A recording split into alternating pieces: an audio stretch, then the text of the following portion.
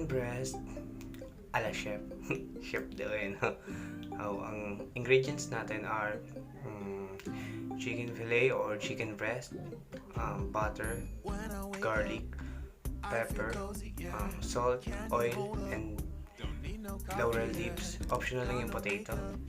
So, painitin mo yung kawali. Pag mainit na, maglagay na ng mantika. Konting mantika lang.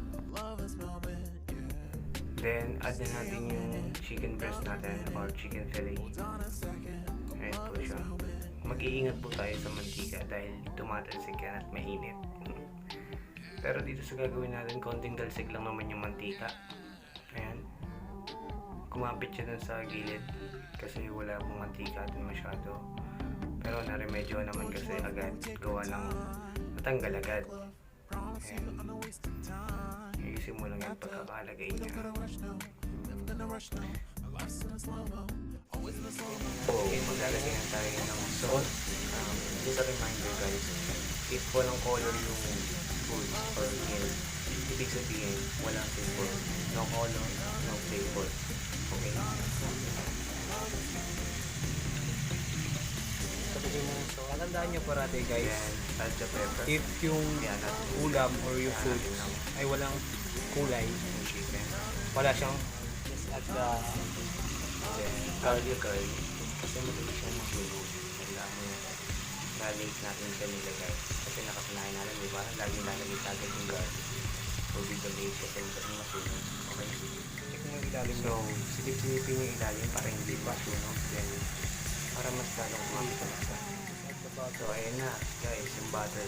Kasanayan natin yung lalagay agad yung butter, di ba? Pero dyan, kasi gawa ng madaling masunog, sa media na natin siya ilalagay.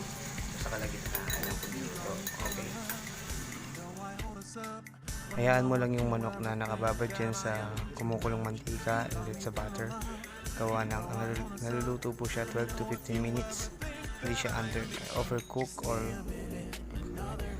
hilaw. So, inad na rin yung potato. Then, ito na, add natin yung laurel leaves para sa aroma.